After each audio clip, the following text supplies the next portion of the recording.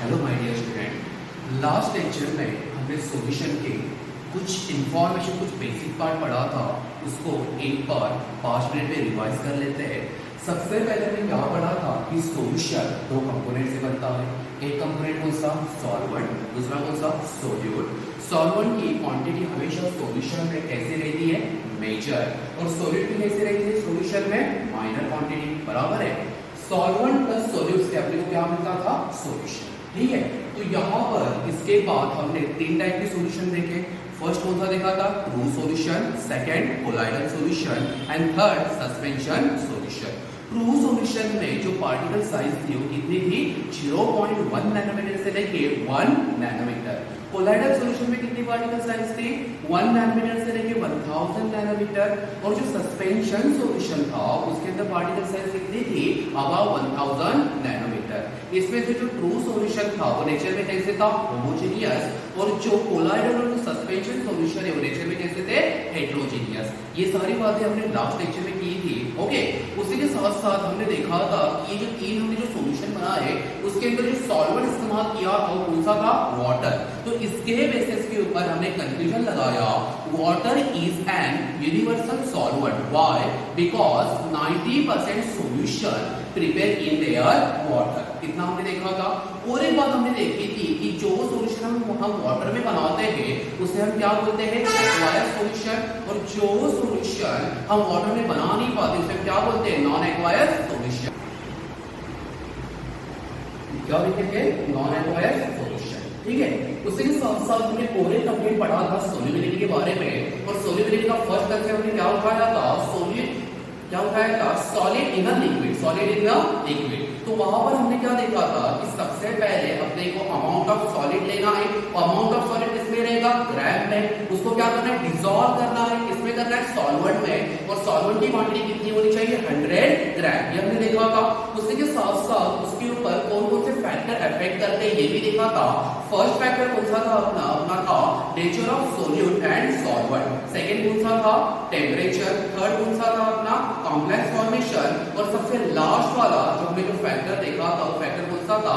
Hydrogen bonding. इतना हमने देख लिया था। अभी आगे की बात हम इस लेक्चर में करने जा रहे हैं। आप सब लोग यहाँ पर फोकस करो।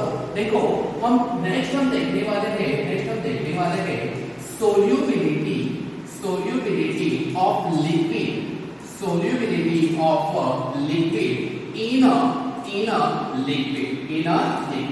इसका मीनिंग क्या है? यहाँ पर जो सॉल्वेंट है वो जो सोल्यूट है दोनों क्या है? दोनों क्या यहाँ पर लिक्विड है। चलो ये बात तो क्लियर है। ओके, अभी देखो, सबसे पहले हमने सॉलिड में क्या देखा था कि सॉलिड क्या होता है? वाटर में डिसॉल्व होता है। लेकिन जब लिक्विड का केस आएगा तब ये डिसॉल्व केवल केस आती नहीं है। हम डिसॉल्व के लिए और एक वर्ड का इस्तेमाल करते हैं। वो वर्ड का हम बोलते हैं मिसिबल। क्या बोलते हैं? बोलो, मिसिबल। मिसिबल का मीनिंग होता है डिसॉल्व हो जाना। ठीक है, एक लिक्विड दूसरे लिक्विड में डिसॉल्व हो जाना मींस मिसिबल। उसी के साथ साथ अगर आपको अगर इनसॉल्युबल बोलना है तो उसके लिए और एक वर्ड है इनमिसिबल। क्या है? बोलो, इनमिसिबल। स्पेलिंग ठीक से देखना क्या है? इनमिसिबल। चलो ये बातें क्लियर है। अभी देखो, मान लो हमने यहाँ पर दो लिक्विड लिए। दो क्या लिए? लिक्विड। और दोनों लिक्विड आपस में मिक्स नहीं हो रहे। दोनों लिक्विड आपस में क्या नहीं हो रहे? मिक्स नहीं हो रहे, सोल्यूबल नहीं हो रहे। तो इसका मीनिंग क्या है? मिसिबल या इनमिसिबल है। क्या है? बोलो, इनमिसिबल। अगर इसको आपको डिसॉल्व करना है, अगर मिसिबल करना है तो एक प्रोसेस है। वो प्रोसेस हम क्या करेंगे? हम ये लिक्विड को दे देंगे टेम्परेचर। क्या दे देंगे? टेम्परेचर। जैसे ही आप टेम्परेचर को इंक्रीज करोगे उसी के साथ साथ आपकी जो सॉल्युबिलिटी है वो भी यहाँ पर इंक्रीज हो जाएगी। Means temperature is directly proportional to the solubility. लेकिन केस कौन सी है? Solubility of a liquid in a liquid. चलो ये बात क्लियर है। तो इसका मीनिंग क्या है? तो अगर इनमिसिबल लिक्विड है, अगर उसको आपको सोल्यूबल करना है, मिसिबल करना है तो आपको टेम्परेचर बढ़ाना पड़ेगा। जैसे आप टेम्परेचर बढ़ाओगे दोनों लिक्विड आपस में मिसिबल हो जाएंगे। ओके, क्या होगा? वैसे टेम्परेचर। तो फाइनली हमने क्या देखा कि temperature increases, solubility also increases. तो इतनी बातें क्लियर है एकदम? ठीक है, इसे नोट कर दो आप। ठीक है,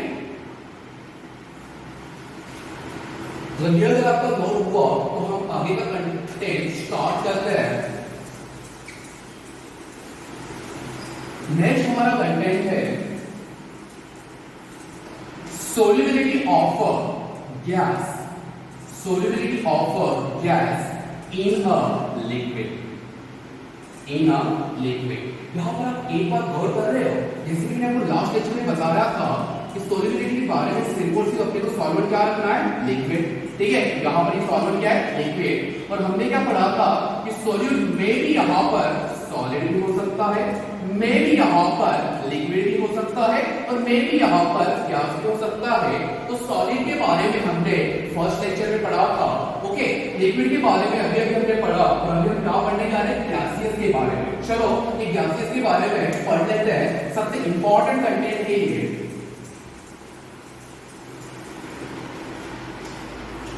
सो देखो,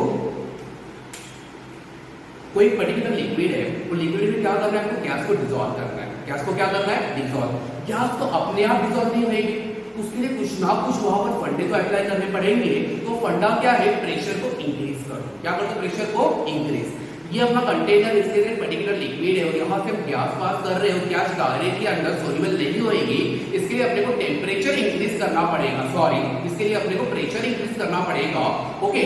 तो देखो यहाँ पर ये सारी बातें एक्सप्लेन करने के लिए साइंटिस्ट आए थे। वो साइंटिस्ट का नाम था हेनरीज। क्या था, हेनरीज। उन्होंने लॉ दिया, सबसे पहले एक बात समझ लो, जितने भी लॉ आपके केमिस्ट्री में आपको मिलेंगे, लॉ ये फैक्टर एक्सपेरिमेंट के ऊपर बेस होता है।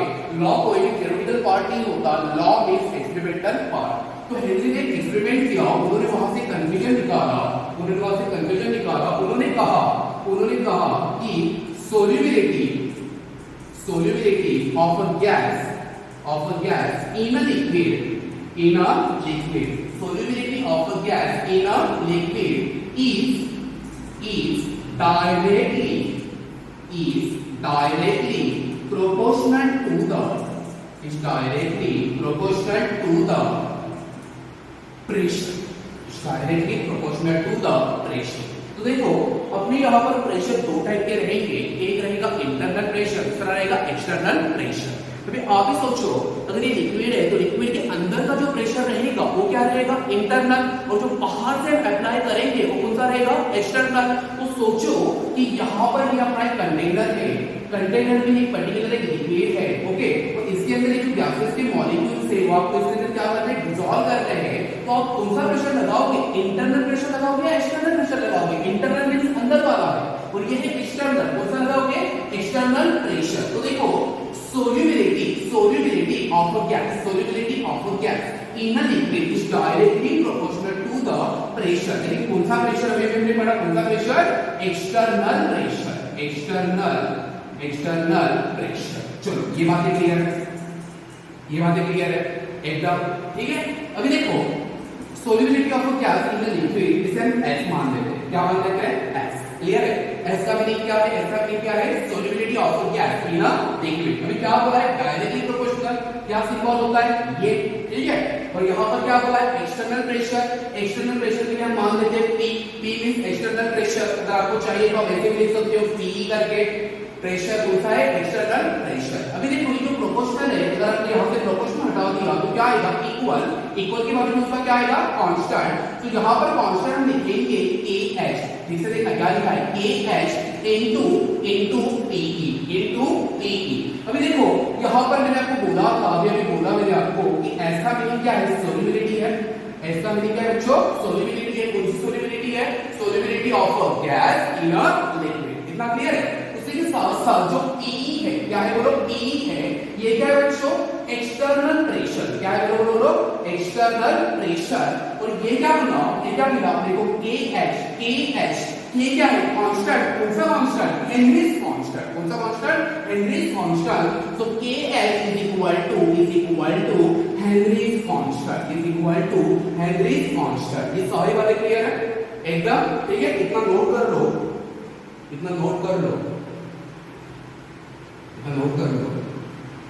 ठीक है। अगर इतना नोट हो गया तो आगे देखो,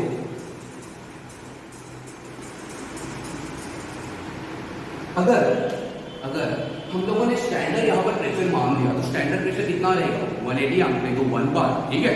तो देखो अगर हमने मान लिया कि जो P की वैल्यू है, ये है 180 1 एटमॉस्फेरिक प्रेशर।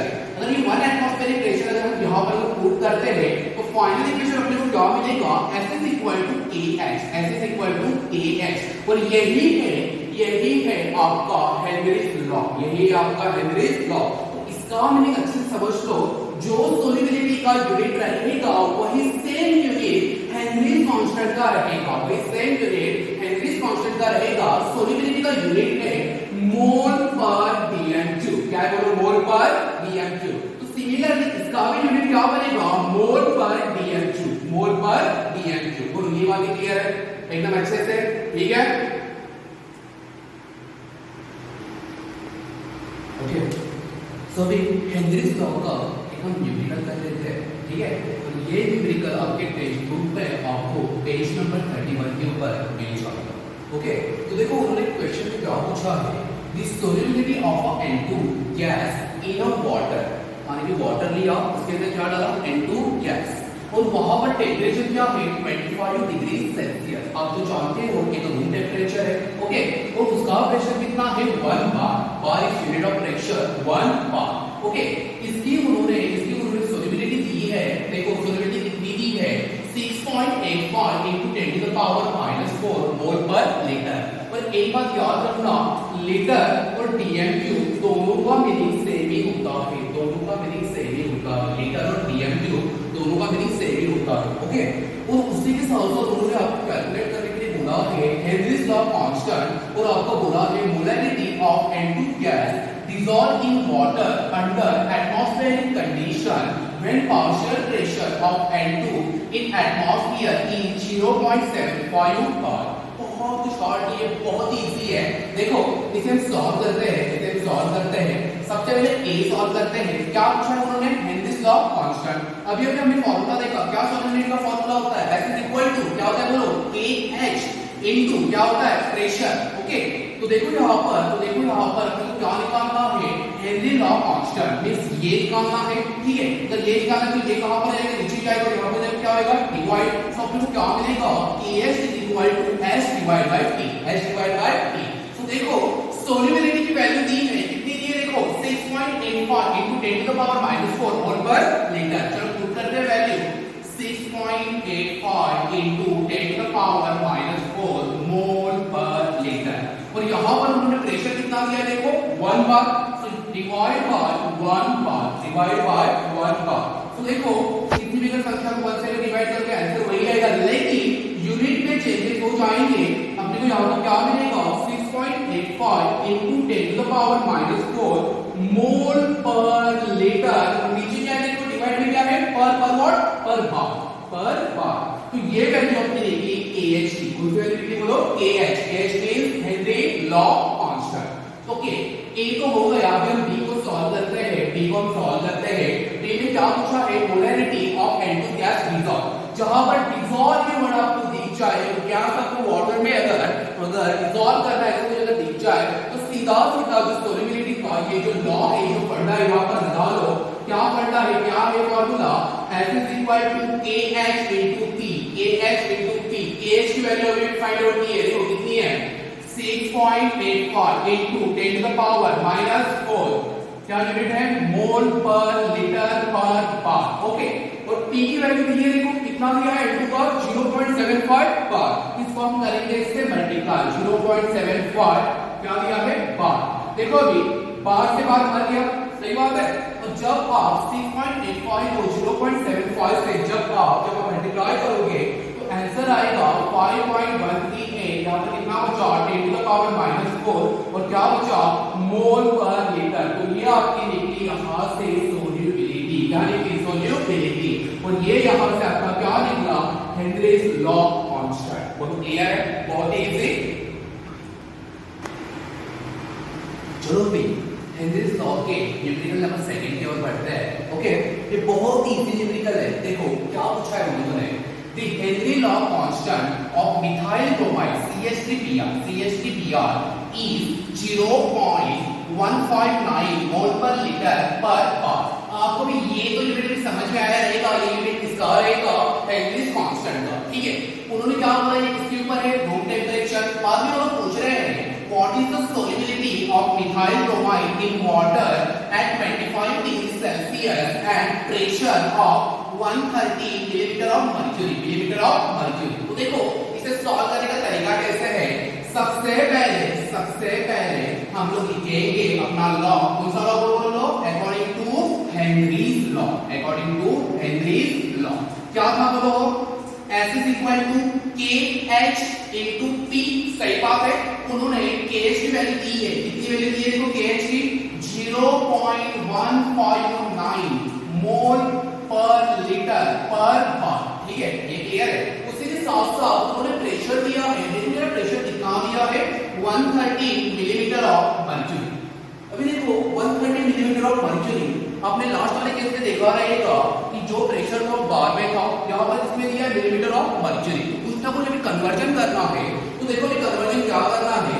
सबसे पहले हम लोग 130 मिलीमीटर ऑफ मर्क्यूरी को डिवाइड करेंगे 760 millimetre of mercury, 760 millimetre of mercury. ठीक है, ये बात क्लियर है, बोल पाया हम। ओके, तो 760 ये जो प्रेशर है, प्रेशर का स्टैंडर्ड यूनिट है। ओके, और ये प्रेशर का यूनिट हम लोग जनरली जो मैनोमीटर होता है, जो प्रेशर कैलकुलेट करने के लिए होता है, वहां पर हम इस्तेमाल करते हैं। ओके, तो देखो 760 मिलीमीटर ऑफ मर्क्यूरी पर एटीएम।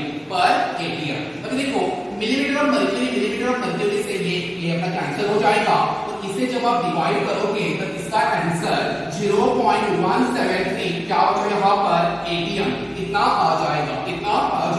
अभी ये तो क्या आया है, एटीएम आया है, लेकिन अपने को अभी तक क्या चाहिए यहाँ पर पास्कल। तो देखो अभी हम लोग क्या करेंगे, इसे देखना कि 0.173 को हम मल्टीप्लाई करेंगे 1.01 into 10 to the power 5, और यहाँ पर इसका यूनिट है पास्कल।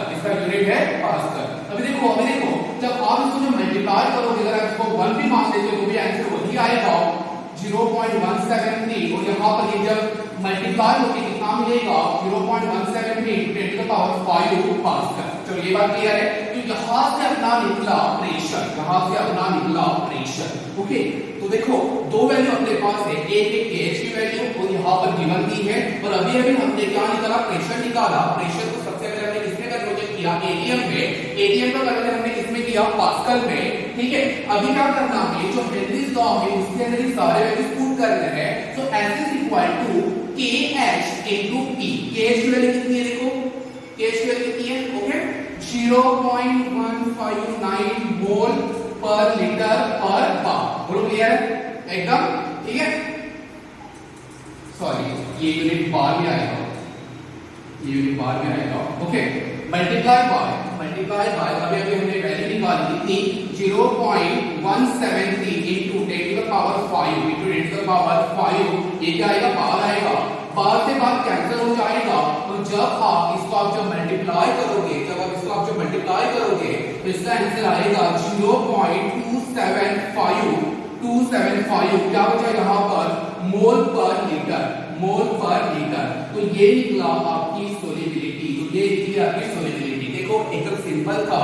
सबसे पहले हमने हेनरीज लॉ का फॉर्मूला लिखा, वो फॉर्मूला लिखने के बाद उन्होंने गिवन दिया था हेनरीज लॉ कांस्टेंट कितना दिया था, 0.159 मोल पर लीटर पर बार। ओके, उसके बाद हमने जो गिवन प्रेशर था वो किसमें लिखा था, मिलीमीटर ऑफ मर्क्यूरी। ये जो मिलीमीटर ऑफ मर्क्यूरी था उसको हमने किसके अंदर कन्वर्ट किया, एटीएम में। किसमें कन्वर्ट किया, बोलो एटीएम में। ओके, तो देखो यहाँ पर 130 डिवाइड बाय 760 नैनोमीटर का स्टैंडर्ड यूनिट। ओके, इससे हमने इसको डिवाइड करने का कितना आंसर निकला, 0.173 एटीएम। बाद में हमने क्या किया, एटीएम का कन्वर्ट किसमें किया, बार में। एटीएम का कन्वर्ट बार में करना है तो इसे सीधा 1.01 into 10 to the power 5 बार से मल्टीप्लाई करेंगे। अगर इसको आप मल्टीप्लाई करते हो, अगर इसको आप सीधा 1 मान देते हो तो ये आंसर उतना ही आएगा into 10 to the power 5 bar. Okay, उसके बाद ये जो फॉर्मूला हमने वैल्यू पुट की है, बार से बार कट हो गया, तो फाइनल सोल्युबिलिटी का आंसर क्या आएगा, S is equal to 0.275 मोल पर लीटर। और आपने बच्चों 11th स्टैंडर्ड में पढ़ा था ये कंसंट्रेशन मोल पर लीटर क्या होता है, मोलैरिटी। तो फाइनल आंसर अपने को मिलेगा S is equal to 0.75 volatility के लिए क्या सिंबल था, स्मॉल है या कैपिटल है, क्या था कैपिटल है, तो यहां पर आ गया कैपिटल है।